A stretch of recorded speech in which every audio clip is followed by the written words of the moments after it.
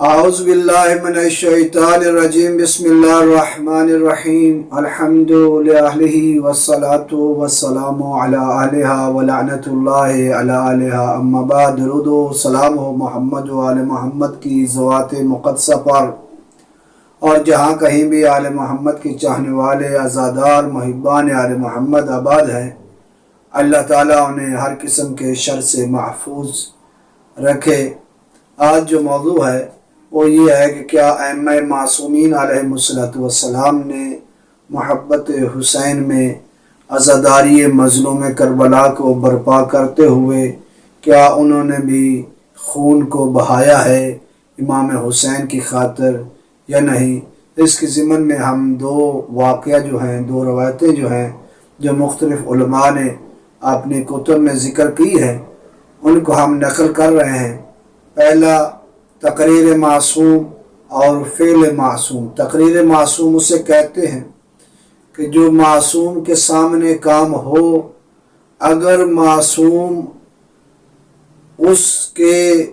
کرنے پر نالاں نہ ہو، ناراض نہ ہو، تو وہ مباح ہے، یعنی جائز ہے، اس کے کرنے میں کوئی حرج نہیں ہے۔ اگر معصوم کراہت فرمائیں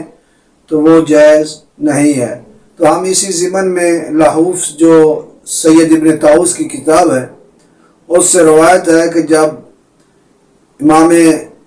سجاد علیہ السلام اسیران کوفہ شام کے ساتھ جب مدینے میں پہنچے تو امام علیہ السلام نے مدینے کے باہر اپنے خیمے لگوائے، اور بشیر جو میرے مولا امام سجاد علیہ السلام کے ساتھ آیا تھا، اسے مدینے میں بھیجا اور مدینے والوں کو پیغام دو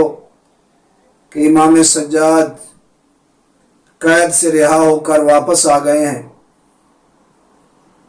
تو جب بشیر داخل ہوتا ہے مدینے میں اور مدینے میں اعلان کرتا ہے، اے مدینے کے رہنے والوں، امام سجاد علیہ السلام اپنی پھوپھیوں اور بہنوں اور دوسری بیویوں کے ساتھ شام اور کوفے کی قید کے بعد رہا ہو کر مدینے پہنچ چکے ہیں اور انہیں باہر خیمے لگائے ہیں، اور میں امام کا فرستادہ ہوں تاکہ آپ لوگوں کو ان کی نشاندہی کر سکوں جہاں مولا نے خیمے لگائے ہیں۔ جب یہ اعلان سنا، مدینے میں کوئی ایسا شخص نہیں تھا جو مدینے میں باقی رہا، ہر شخص جو ہے وہ مدینے سے باہر نکلا استقبال امام کے لیے۔ ان میں روایات ہے کہ بعض ایسی مستورات تھی جو پردہ دار تھی، یعنی بنو ہاشم خاندان میں سی، جو کربلا کے واقعے کے بعد کبھی گھر سے باہر نہیں نکلی تھی، وہ بھی نکل پڑی۔ اور جب دیکھتا ہے، راوی کہتا ہے، میں نے دیکھا کہ ان کے چہروں پر ناخنوں کے نشان تھے اور بال جو تھے وہ خراب تھے، بکھرے ہوئے تھے، اور امام کے لیے استقبال کے لیے وہ بھی چلی۔ جب وہ مولا کے پاس پہنچی تو مولا کے سامنے منہ پر ماتم بھی کیا، لیکن امام نے منع نہیں کیا۔ ان کے جو چہرہ مبارک سے خون جاری ہو رہا تھا عزاداران مظلوم کربلا کے چہروں پر، تو امام نے کسی کو منع نہیں کیا۔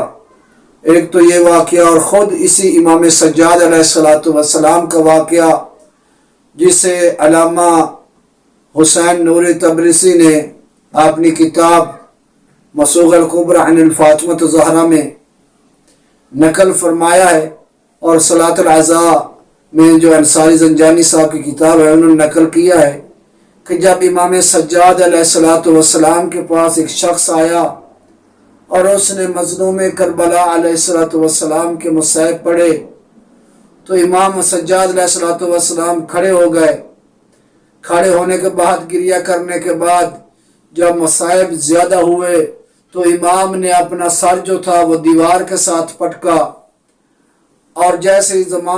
اپنے سر مبارک کو، سر اقدس کو جب مولا نے دیوار کے ساتھ مارا تو مولا کا سر اقدس زخمی ہو گیا اور ناک بھی زخمی ہو گیا، اور وہاں سے خون جاری ہوا، اور خون جاری ہونے کے بعد وہ صدر پاک امام سجاد علیہ السلام تک سینے تک پہنچا، یعنی معصوم نے خود بھی یہ عمل کیا ہے کہ خون بہایا ہے اپنے دادے، اپنے والد بزرگوار امام حسین علیہ السلام کی مظلومیت کو سننے کے بعد، مصائب و علام سننے کے بعد، اور جن مخدرات عصمت نے، جن بیویوں نے مصائب پر اپنا چہرہ نوچا ہے اور زخمی کیا ہے، معصوم نے منع بھی نہیں کیا۔ اس لیے اس سے واضح ہوتا ہے کہ اگر انسان کوئی مظلوم کربلا علیہ السلام کے غم میں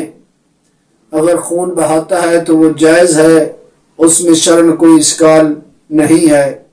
والحمدللہ